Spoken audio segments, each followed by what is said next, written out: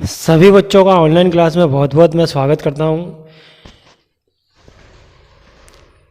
सभी बच्चों को ये जानकर बड़ा हर्ष होगा कि दीपावली का महोत्सव अब निकल चुका है और अब ऑनलाइन क्लासेस प्रारंभ हो चुकी है। बच्चों, ऑनलाइन क्लासेस के अंदर आज हमारा टॉपिक चलने वाला है मध्यकालीन भारत के इतिहास में ऑब्जेक्टिव टाइप क्वेश्चन हम कर रहे हैं। और ऑब्जेक्टिव टाइप क्वेश्चन की श्रृंखला में पहले मैंने आपको जो ऑब्जेक्टिव टाइप क्वेश्चन कराए थे उसकी अगली कड़ी में ही हम आगे बढ़ने जा रहे हैं। सभी बच्चों का ध्यान बोर्ड पे रहेगा और यहाँ देखिए मध्यकालीन भारत का इतिहास।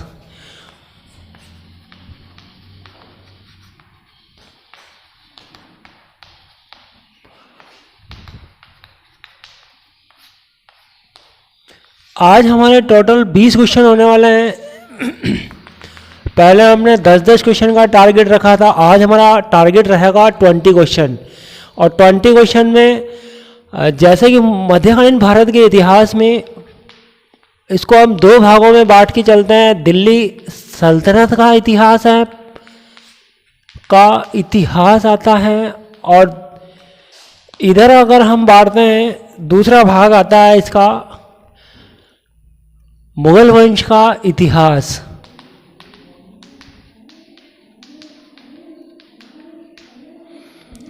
दिल्ली सल्तनत का इतिहास और मुगल वंश के इतिहास का हम तुलनात्मक रूप से अध्ययन करते हुए ऑब्जेक्टिव टाइप क्वेश्चन कर रहे हैं।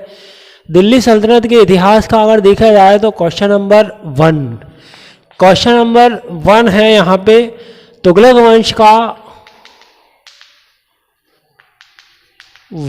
का पहला शासक कौन था?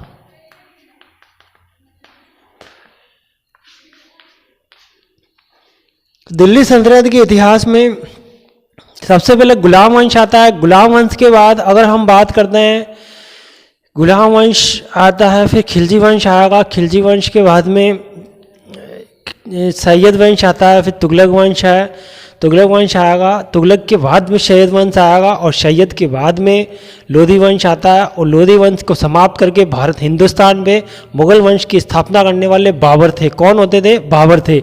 यहाँ हम तुगलक वंश का पहला शासक कौन था बच्चों? तुगलक वंश का पहला शासक का नाम था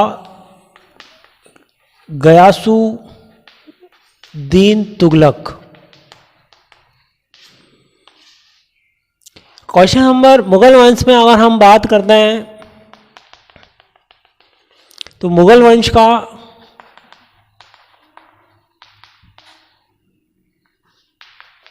तीसरा शासक कौन था? यहां मुगल वंश का तीसरा शासक कौन है? अकबर। अगर हम मुगल वंश की बात करें बच्चों तो मुगल वंश आप सब अच्छे से जानते हो कि मुगल वंश का संस्थापक बाबर था और बाबर के बाद यहाँ हुमायूं आते हैं, हुमायूं के बाद अकबर आते हैं, अकबर के बाद जहांगीर आते हैं, जहांगीर के बाद शाहजहां आएगा, शाहजहां के 4 पुत्रों में उत्तराधिकारी संघर्ष होता है। 4 पुत्रों में उत्तराधिकारी संघर्ष के बाद औरंगजेब जो है वो सत्ता हासिल करते हैं और दक्षिण भारत में जाते हैं और दक्षिण भारत जो है उनके लिए एक नासूर बन जाता है। जिस तरह से स्पेन के नासूर ने नेपोलियन का पतन कर दिया था बच्चों, उसी तरह से औरंगजेब का दक्षिण या दक्कन के पठार के नासूर ने औरंगजेब का पतन कर दिया था। क्वेश्चन नंबर 1 है, मुगल वंश का तीसरा शासक कौन है? अकबर जो है वो ये महान है, मुगल वंश के महान सम्राट कहलाते हैं। जहां बाबर ने मुगल वंश की नींव रखी थी वहां अकबर ने मुगल वंश का महल खड़ा किया था। ये कौन है? अकबर है।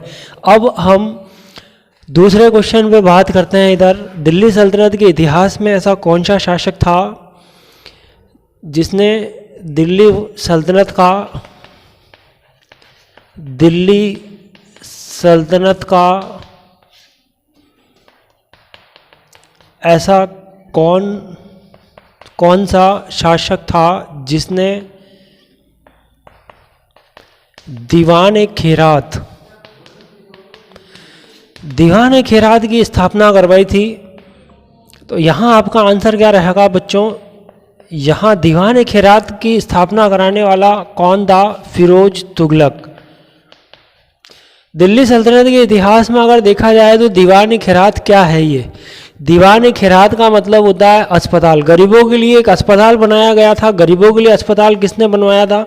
फिरोज तुगलक ने बनवाया था। और फिरोज तुगलक सुधारों की अगर हम बात करें, जहाँ शेरशाह सूरी ने जो सुधार किए थे, जो प्रशासनिक सुधारों में शेरशाह सूरी का नाम आता है, जिस प्रकार से अकबर का नाम आता है प्रशासनिक सुधारों में, उसी प्रकार से फिरोज तुगलक का नाम भी आता है। यहाँ क्वेश्चन नंबर 2 को देखने के बाद यहाँ दूसरा क्वेश्चन नंबर, मुगल वंश में दूसरा क्वेश्चन आता है। मुगल वंश में अकबर महान जो है, अकबर का राज्यारोहण कहाँ और कब होता है? अकबर का राज्यारोहण कहाँ पे हुआ था और कब हुआ था? तो यहाँ मुगल सम्राट अकबर की बात कर रहे हैं। अकबर का राज्यारोहण हुआ 1556 में हुआ। और कहाँ होता है? पंजाब के कालानौर नामक स्थान पर। पंजाब के कालानौर नामक स्थान पर। अब हम इधर दिल्ली सल्तनत के इतिहास में तीसरा क्वेश्चन को देखा जाए तो तीसरा क्वेश्चन क्या रहेगा?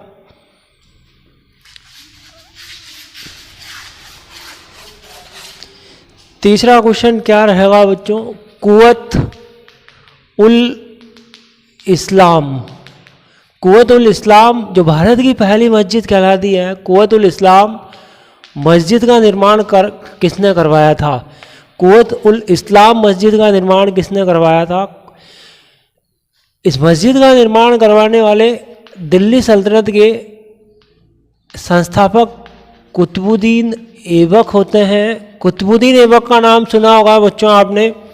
दिल्ली सल्तनत के इतिहास में कुतुबुद्दीन ऐबक थे और कुतुबुद्दीन ऐबक ये पहले शासक होते हैं। कुतुबुद्दीन ऐबक के बाद में इनके बेटे आराम शाह आते हैं। आराम शाह के बाद में यहाँ सत्ता इल्तुतमिश के हाथ में आती है। फिर इल्तुतमिश की बेटी जो मुस्लिम शासिका है, जो भारत की एकमात्र पहली मुस्लिम शासिका है, जिसको रजिया सुल्ताना कहा जाता है, वो रजिया सुल्ताना ने पूरे हिंदुस्तान में अपना नाम रोशन किया था।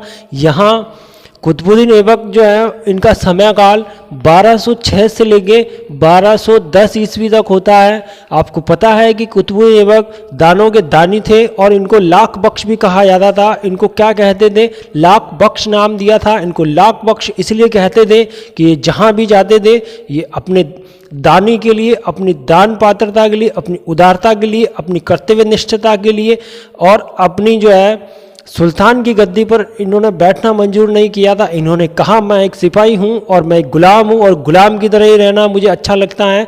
ये कौन है? ये कुतुबुद्दीन ऐबक है। यहाँ तीसरा क्वेश्चन आप देख रहे हैं बच्चों, हम मुगल वंश के इतिहास में अगर देखा जाए तो अकबर ने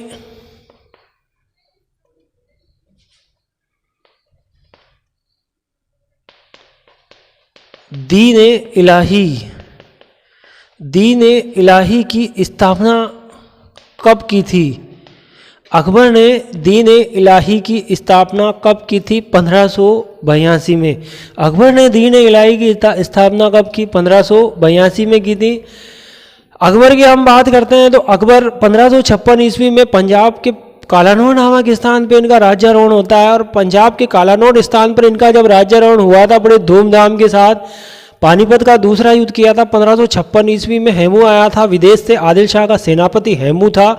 हेमू की बात अगर हम करते हैं तो उसने विक्रमादित्य की उपाधि धारण की थी। जहां चंद्रगुप्त सेकंड जो थे उनको विक्रमादित्य के नाम से जाना जाता है, उसी प्रकार हेमू ने भी विक्रमादित्य की उपाधि धारण की थी। इतिहास में अगर देखें बच्चों तो इतिहास में अगर देखा जाए तो विक्रमादित्य नाम से 14 लोग हुए थे।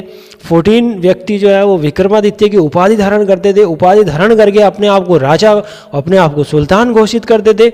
और इसी तरह यहाँ अकबर ने दीन इलाही की स्थापना करके एक ऐसा धर्म स्थापित किया था जिसमें विभिन्न धर्मों की एकता का समन्वय करके और सभी लोगों को एक जगह, कि सारे लोग एक जगह आएंगे तभी मन से आत्मा का जो रास्ता जाता है उस आत्मा के रास्तों को खोजने का तरीका खोजा जाएगा कि परमात्मा कहाँ है, जो आत्मा है वो परमात्मा कहाँ है। तो जब हमारे मन से, जब हम अपने मन पर हमें जाना होगा और मन से हमें आत्मा का मार्ग हमें मिलेगा कि हम मन से उतर के हम आत्मा के मार्ग पर पहुंचने के लिए हमें क्या करना होगा।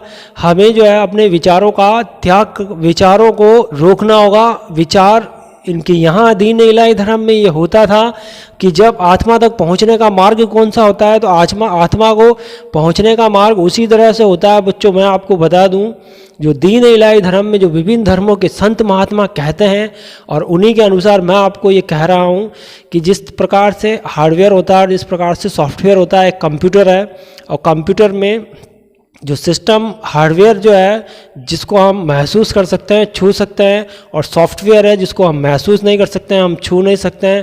तो जो सॉफ्टवेयर है, और वो सॉफ्टवेयर एक कंप्यूटर की आत्मा होती है, और जो हार्डवेयर जो होता है जिसको हम छू सकते हैं, महसूस कर सकते हैं, वो हमारा शरीर है, और सॉफ्टवेयर हमारी आत्मा है।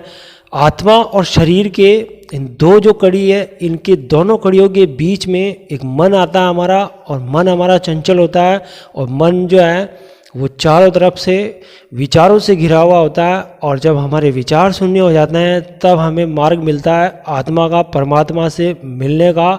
जब हमारे शरीर के रोवे रोवे खिल उठते हैं, जब हमारा शरीर अंदर से इतना आनंदित होता है कि हमें जो है सुख का और दुख का अनुभव नहीं होकर हम महात्मा बुद्ध की तरह एक मध्यम मार्ग में हम पहुंच जाते हैं। उसी अवस्था को परमात्मा का मिलन कहते हैं। परमात्मा को ढूंढने के लिए हमें मक्का मस्जिद मंदिर और गुरुद्वारा, सिख चर्च जाने की, कहीं जाने की हमें ज़रूरत नहीं है। परमात्मा हमारे भीतर ही विराजमान है दीन इलाही के अनुसार। यहाँ दीन इलाही का जो पहला सदस्य होता है वो कौन होता है? वो बीरबल होता है। अब इधर दिल्ली सल्तनत के इतिहास में क्वेश्चन नंबर 4 की अगर हम बात करें तो कुतुबुद्दीन ऐबक की मृत्यु कब हुई थी? तो यहाँ क्या रहेगा बच्चों? 1210 ईस्वी में। कुतुबुद्दीन ऐबक लाहौर का एक मैदान था, पोलो का एक मैदान था, और पोलो के मैदान में ये घोड़े पे बैठकर एक गेम खेल रहे थे, और वो जो टेनिस का गेम होता है, और इनका घोड़ा रफ्तार में था, और घोड़े रफ्तार के अंदर जब ये बड़े जोश के साथ आनंदमय कुतुबुद्दीन ऐबक जब ये पोलो का गेम खेल रहे थे, अचानक ये इनका घोड़ा ज़मीन पे गिरा, और गिरने से ये घायल हो गए थे, और वहीं इनकी मृत्यु हो गई थी कुतुबुद्दीन ऐबक की। अगर क्वेश्चन नंबर 4 की बात करें मुगल वंश के इतिहास में, तो यहाँ मुगल सम्राट अकबर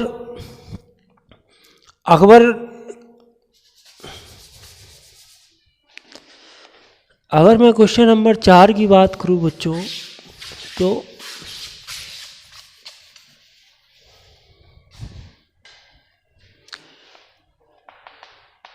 मुगल सम्राट अकबर ने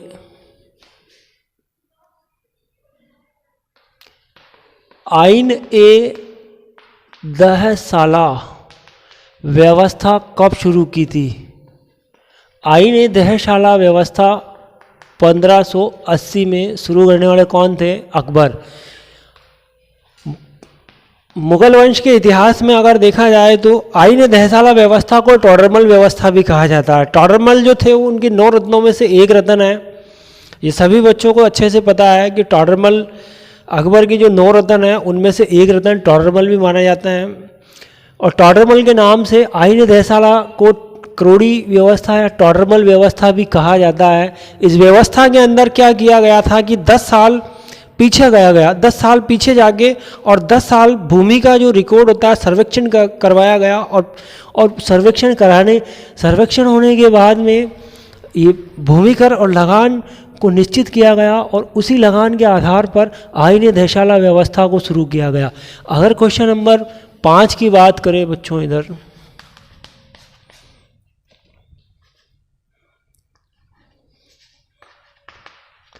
रहला मोस्ट IMP क्वेश्चन है, कई बार ये पूछा गया प्रश्न है, रहला ग्रंथ के रचयिता कौन थे? रहला ग्रंथ के रचयिता कौन थे? तो यहाँ सॉरी, इब्न बतूता रहला ग्रंथ के रचयिता थे। रहला ग्रंथ के रचयिता कौन है? Ibn Battuta. अगर क्वेश्चन नंबर 5 की बात करें, मुगल वंश में मुगल सम्राट अकबर ने एक नीति चलाई, वह कौन सी नीति थी? तो मुगल सम्राट अकबर ने एकता की एक नीति चलाई थी। उसे क्या नाम दिया गया? सुलह कुल की नीति कहा जाता है। कौन सी नीति कहा जाता है? सुलह कुल की नीति उसे कहा जाता है। अगर क्वेश्चन नंबर 6 की बात करें, इधर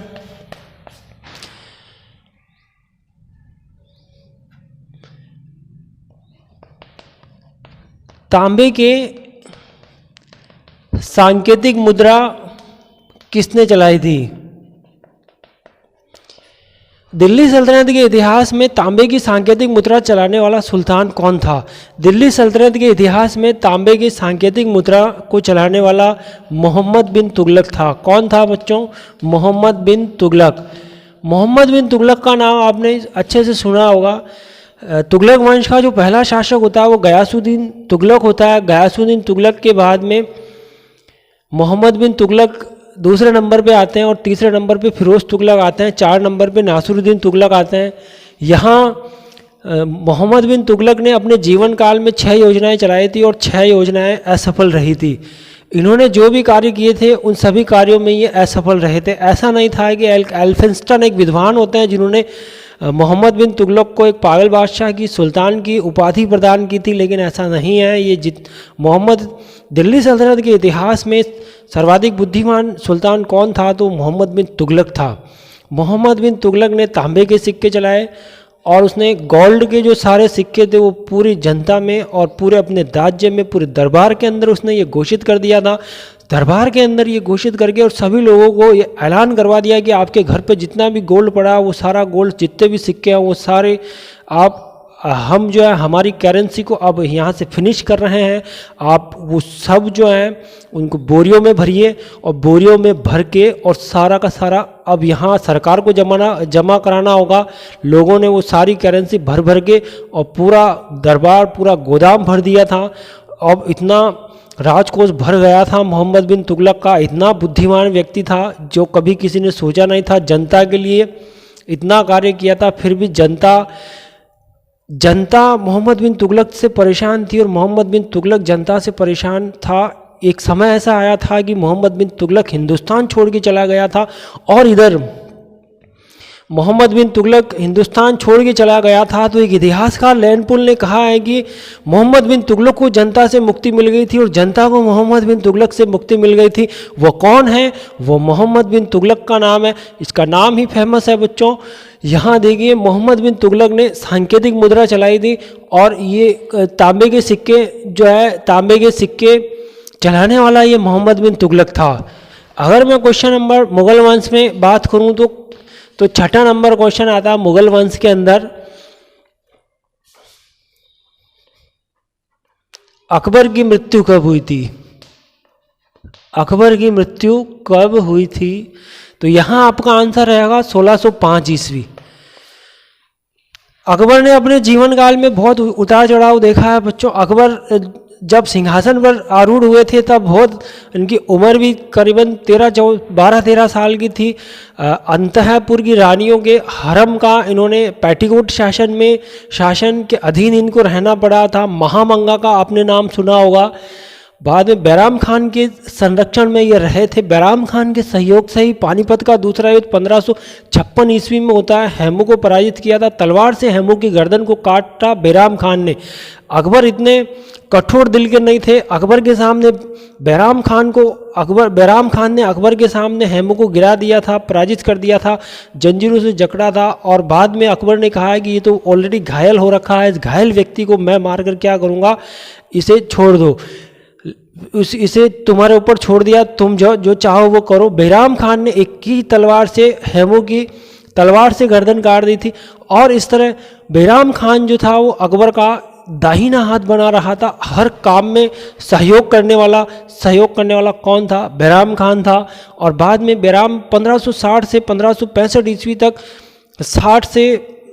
1556 से 1560 ईस्वी तक अकबर और बैराम खान की बहुत अच्छी बनती है। लेकिन जब बैराम खान, अकबर को ऐसा लगता है कि बैराम खान का नियंत्रण बहुत ज़्यादा बढ़ रहा है, अकबर के कान भर दिए जाते हैं, कुछ पॉलिटिकल ऐसी होती है, जब परिस्थितियाँ कुछ ऐसी हो जाती है कि अपने नहीं रहते हैं। और इस तरह अकबर जो था वो बैराम खान के एहसानों को भूल गए और बैराम खान की जो महत्वाकांक्षी जो विचार उभर रहे थे उनको नियंत्रण करने के लिए बैराम खान पर उसने कंट्रोल किया था। बैराम खान को दरबार में बुलाया था, उसको 3 आदेश दिए थे, या तो जागीर पर तुम राज करो, या मेरे एडवाइज़र बन जाओ, या मक्का मदीना की यात्रा पे जाओ। बैराम खान ने कहा इतनी साल मैंने आपकी सेवा की है, मैं आपका सलाहकार नहीं बन सकता हूँ, मैं आपका एडवाइज़र नहीं बन सकता हूँ, मुझे कोई जागीर नहीं चाहिए। अब अगर तुम्हारा यही आदेश है कि मुझे मक्का जाना है तो मैं मक्का जाऊंगा। और वो मक्का यात्रा पे उनका कोई एक लाहौनी सरदार होता है, वो चाकू से उनकी हत्या कर दी जाती है बैराम खान की। उसके बाद अकबर ने अपने हौसले बुलंद रखे थे, हर क्षेत्र के अंदर अकबर गए थे। अकबर ने जगह जगह मेवाड़ पे हमला किया था, इधर पूर्वी क्षेत्र में बंगाल पे किया था, इधर राजपूताना में चित्तौड़ पर हमला किया था, इधर आपके उत्तर पश्चिम में सिंध प्रदेश पे किया था, उत्तर पश्चिम में काबुल पे किया था, कश्मीर तक गए थे अकबर, दक्षिण भारत में भी अहमदनगर और खानदेश तक गए थे। यहाँ हम बात कर रहे हैं अकबर की 1605 में मृत्यु होती है। कब मृत्यु होती है बच्चों? 1605 में होती है। अगर मैं क्वेश्चन नंबर 7 की बात करूँ, दिल्ली सल्तनत के इतिहास में अगर क्वेश्चन नंबर 7 की बात की जाए तो लोधी वंश का तीसरा शासक कौन था?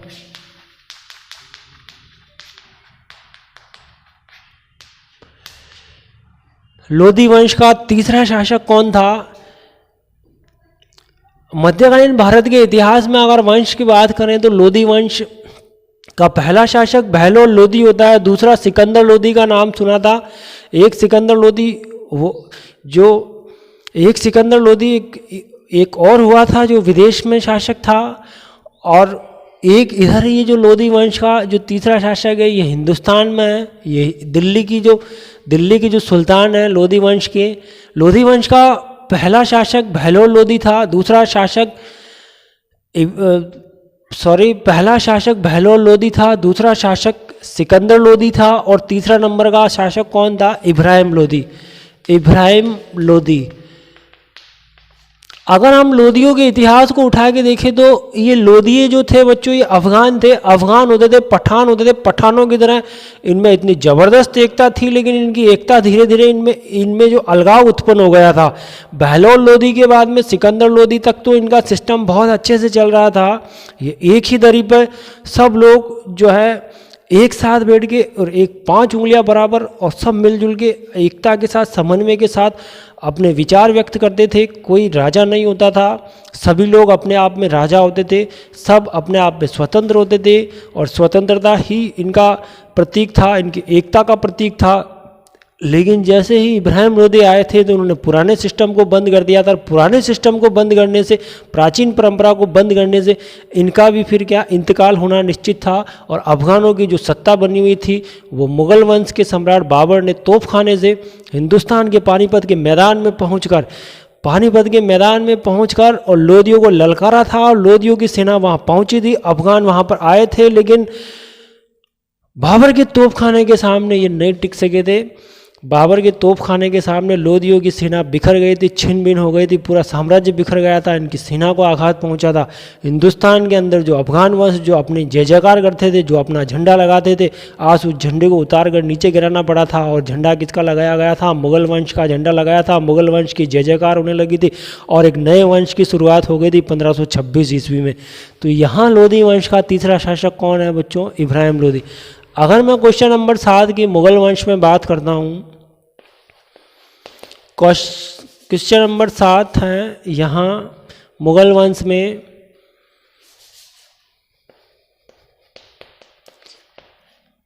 जहांगीर। जहांगीर के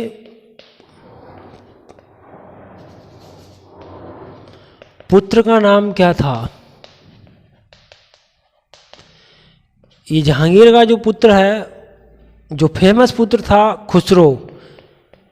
यहाँ बाप और बेटे की लड़ाई थी। यहाँ पे ये जहांगीर है और एक नाम है खुसरो।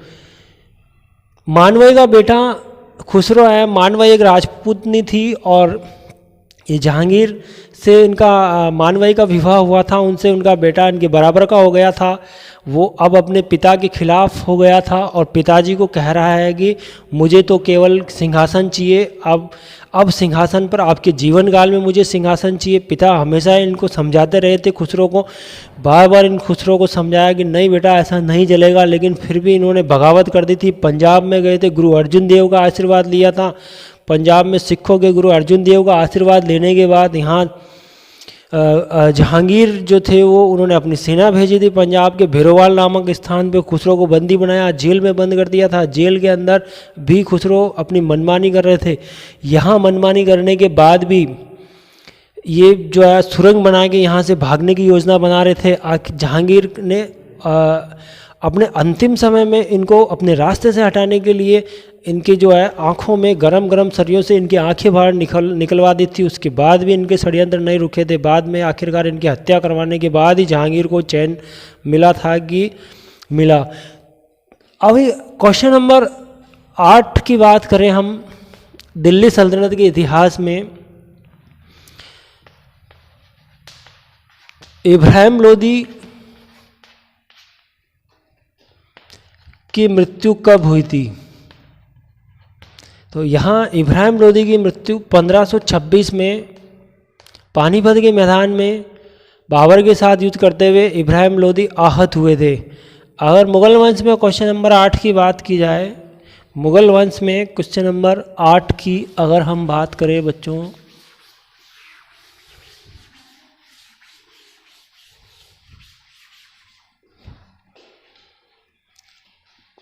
आठ की हम बात करते हैं तो ताजमहल का निर्माण किसने करवाया था? ये सभी बच्चों का इसका आंसर आता है मुमताज़ और शाहजहाँ के प्रेम का प्रतीक क्या कहलाता है? ताजमहल कहलाता है यहाँ शाहजहाँ। अगर मैं इधर क्वेश्चन नंबर 9 की बात करता हूँ, दिल्ली सल्तनत के इतिहास में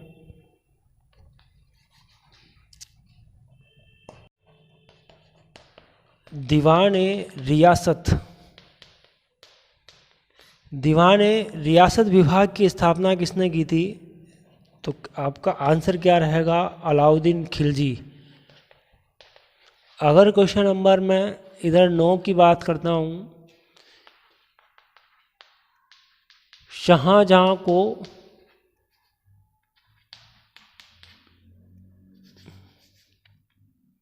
पहले कौन से नाम से जाना जाता था? मूल नाम क्या था? शाहजहाँ को खुर्रम के नाम से जाना जाता था। जहांगीर के समय दक्षिण भारत के अंदर जब आंदोलन हो रहे थे, बीजापुर है, गोलकुंडा है, बीदर है, और उस समय शाहजहाँ को अहमदनगर के अभियान पर भेजा गया था खुर्रम को। और उस समय खुर्रम ने अपनी इतनी बड़ी योग्यता दिखाई थी कि उन्होंने खुर्रम ने अहमदाबाद के सुल्तान को पराजित कर दिया था और वहाँ के आधे राज्य पर अपना अधिकार जमा लिया था। वहाँ करोड़ों के अंदर वहाँ की दौलत को इन्होंने हासिल किया था। इतनी बड़ी खुशी को देखकर ये फरमान जब जहांगीर को भिजवाया गया था तो जहांगीर इतने खुश हुए थे कि खुर्रम को एक उपाधि दे दी कि तुम तो संसार के ही शाहजहाँ हो, बादशाह हो, शाहजहाँ हो। और खुर्रम को कौन सी उपाधि प्रदान हुई थी? शाहजहाँ की उपाधि प्रदान हुई थी। अगर मैं 10 क्वेश्चन की बात करूँ दिल्ली सल्तनत के इतिहास में, 10 नंबर की अगर हम बात करते हैं तो कुतुब मीनार का निर्माण किसने करवाया था? सभी बच्चों को अच्छे से पता है, कुतुब मीनार का निर्माण दिल्ली में कुतुबुद्दीन ऐबक ने करवाया था। अगर मैं मुगल वंश में 10 क्वेश्चन की बात करता हूँ तो यहाँ औरंगजेब का राज्याभिषेक कितनी बार हुआ था? तो यहाँ देखिए औरंगजेब का राज्याभिषेक 2 बार होता है। जब उत्तराधिकारी संघर्ष चल रहा होता है, सामूगढ़ का युद्ध होता है और जुलाई 1658 में इनका पहला राज्याभिषेक होता है। और जब वो दारा शिकोह को, अपने भाइयों को रास्ते से हटा दिए होते हैं और जब वो पूर्ण रूप से दिल्ली पर विराजमान होते हैं तो एक बार फिर अपना राज्याभिषेक करवाते हैं। इतिहास में अगर देखा जाए तो इसी तरह से शिवाजी का राज्याभिषेक 2 बार हुआ था, औरंगजेब का राज्याभिषेक 2 बार हुआ था। 10 क्वेश्चन मुगल वंश से हमने देखे थे और 10 क्वेश्चन दिल्ली सल्तनत के इतिहास से देखे थे। आज मैंने आपको 20 क्वेश्चन करवाए हैं ऑब्जेक्टिव टाइप। आज के लिए इतना ही काफ़ी बच्चों, कल फिर नेक्स्ट वीडियो में मिलते हैं। Okay, thank you very much.